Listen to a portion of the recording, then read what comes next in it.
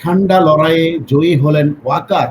সেনানিবাসের দাবার বোর্ডের কি শেষ চাল নাকি প্রথম চাল?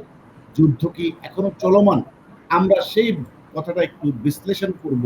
ওয়াকারের এবং ইউনূসের বর্তমান পরিস্থিতি কি? একটা বিষয় আপনাদেরকে একটু স্মরণ করে দিই, নিশ্চয়ই আপনাদের মনে আছে দ্বিতীয় বিশ্বযুদ্ধের সময় বাংলাদেশের এক কৃতি সন্তান বিনোদ লাল পাল আহ, টোকিও ট্রায়ালের সময় তিনি বহু জাপানি সৈন্যদের জীবন বাঁচিয়েছিলেন। তো এখন পর্যন্ত এই এই রাধা বিনোদ পালের মনুমেন্ট তৈরি করে জাপানিরা গভীর শ্রদ্ধার সাথে স্মরণ করে। কেন এই কথাটা বলছি সেটা হলো, যখন টোকিও ট্রাইব্যুনাল গঠন করা হয় তখন দ্বিতীয় বিশ্বযুদ্ধের জাপানি সৈন্যরা যারা অপরাধে জড়িত ছিল তাদের বিচার করা হচ্ছিল। কিন্তু তিনি এই যুক্তি বলে দিয়ে যে আদালতের সমস্ত বিচার কার্যক্রমকে অর্থাৎ ন্যায়ভিত্তিক শাসনের দিকে প্রতিষ্ঠা করেন এই যুক্তি দিয়ে যে যে টোকিও ট্রাইব্যুনালে নতুন করে আইন সংশোধন করে অতীত অপরাধের জন্য বিচার করা যায় না।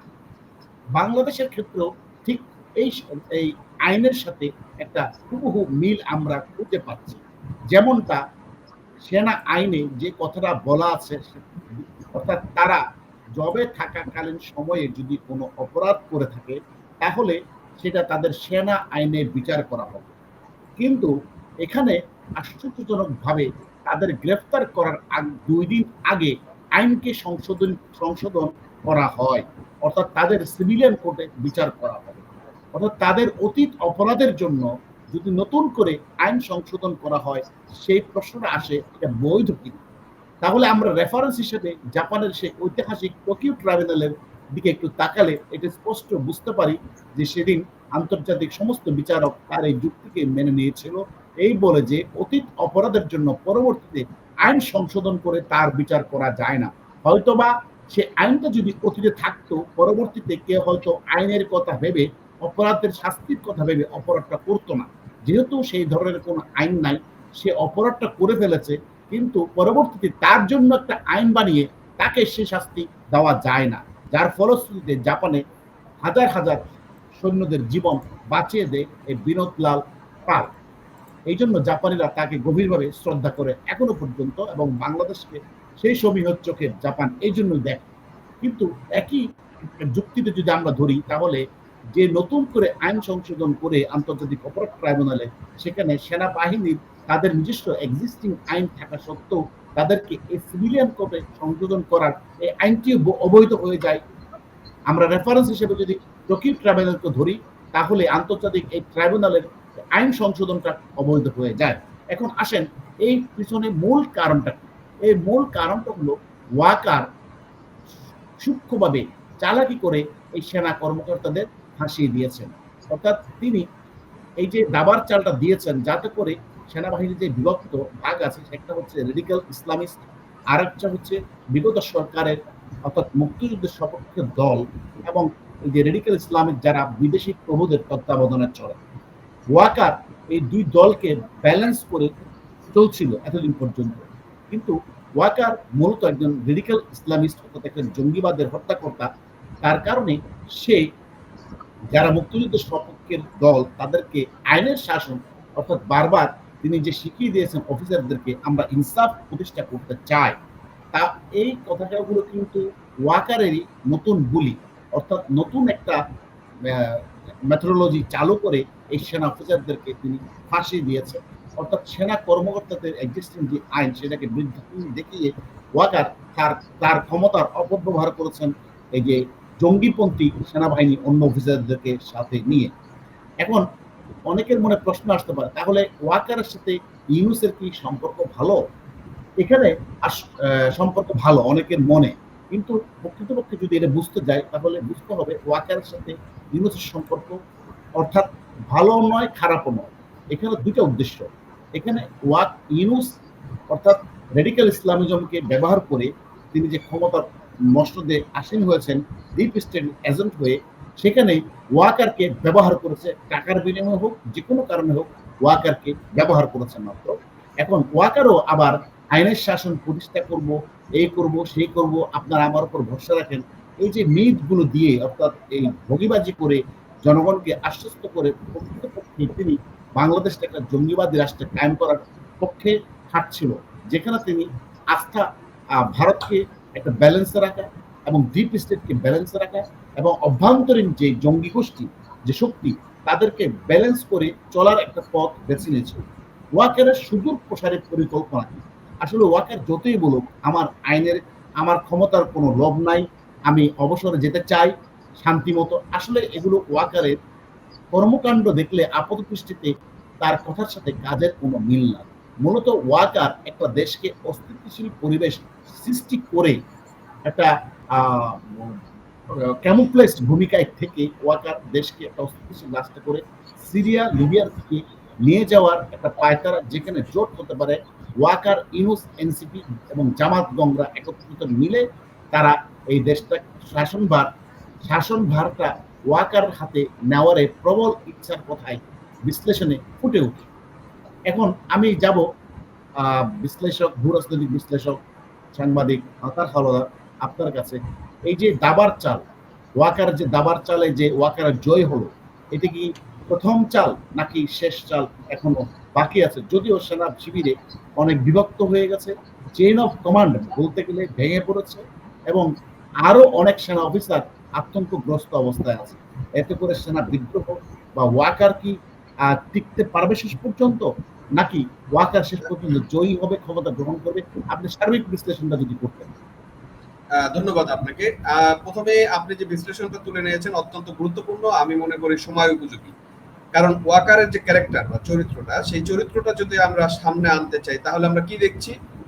আমরা এক পক্ষ বা এক গ্রুপটাকে যেটা আছে, আমরা কেউ দেখছি যে না ওয়াকার ইউনুসের সাথে একটা দ্বন্দ্বে জড়িত, দেখাচ্ছে যে সে বিরোধিতা করছে, সে সেনাদের পক্ষে আছে, আবার দেখাচ্ছে সে আইনের প্রতি শ্রদ্ধাশীল। তার মানে আমরা যদি দাবার গুটির জায়গাতে যাই তাহলে ওয়াকার কিন্তু ঘোড়ার মতো আড়াই চাল দিচ্ছে। তার মানে হচ্ছে আমরা চোখে দেখছি যে ইউনুসের সাথে তার একটা দ্বন্দ্ব আছে, সে প্রতিবাদ করছে বা সেনা কর্মকর্তাদের বাঁচানোর চেষ্টা করছে, কিন্তু প্রকৃতপক্ষে সে ইউনুসের চালটা কি বাস্তবায়ন করছে। তার মানে আমরা যদি আসলে ঘুরে দেখি, এক কথায় এটা বলতে পারবি যে ইউনুস এবং ওয়াকার একই সাইডের গুটি, তার মানে একই পক্ষের গুটি, এবং তারা আসলে প্রতিপক্ষকে ঘায়েল করার জন্য সুকৌশলে জাতিকে বিভ্রান্ত করে তারা তাদের সুনির্দিষ্ট লক্ষ্যে পৌঁছানোর জন্য ইউনুস এবং ওয়াকার দুজন মিলে এটা গুটিবাজি করছে। তার মানে ইউনুস যা ওয়াকারও তা। তার মানে আমরা যা দিব্য দৃষ্টিতে দেখছি,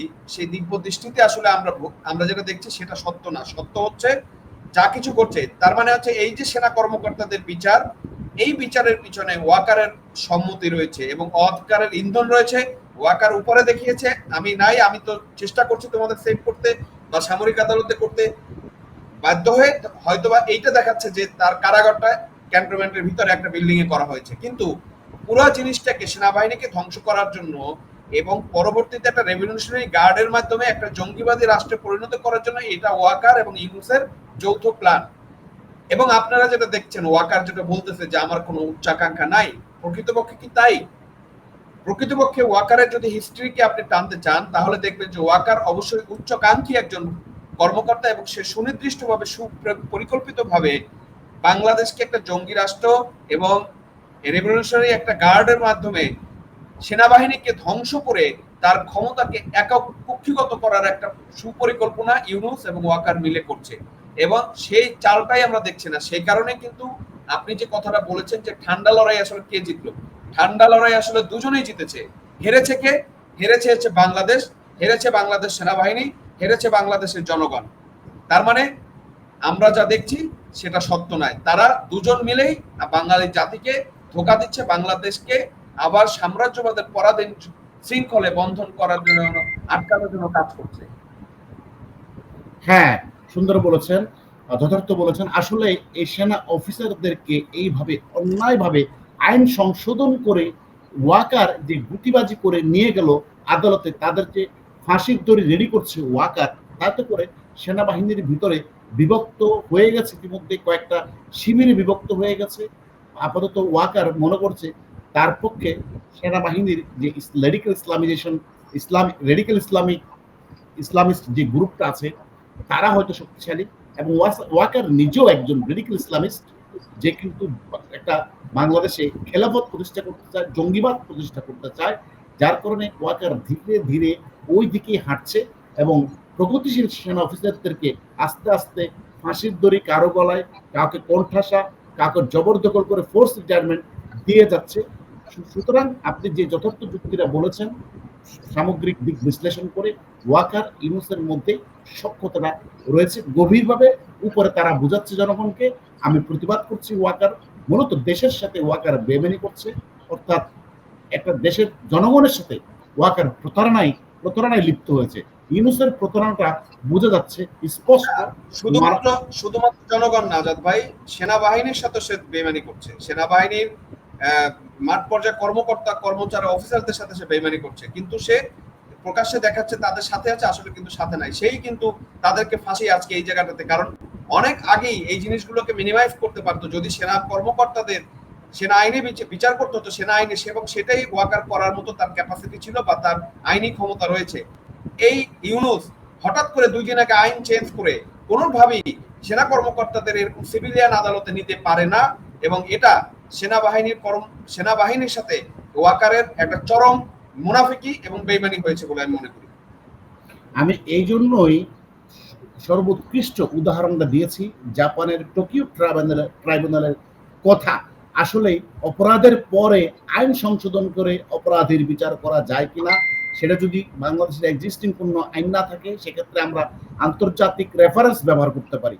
আন্তর্জাতিক রেফারেন্স হিসেবে সবচেয়ে বিখ্যাত সেই টোকিও ট্রাইব্যুনালের রেফারেন্সটা যদি ব্যবহার করি, তাহলে বাংলাদেশের এই সংশোধনীটা অযৌক্তিক এবং সম্পূর্ণরূপে উদ্দেশ্য প্রণোদিত হয়ে ওয়াক্তা এবং ইউনূস নীল নকশা করে সুপরিকল্পিতভাবে সেনাবাহিনীকে ধ্বংস করে এবং একটা মিলিশিয়া বাহিনী গঠন করার জন্য সে পথে হাঁটছে।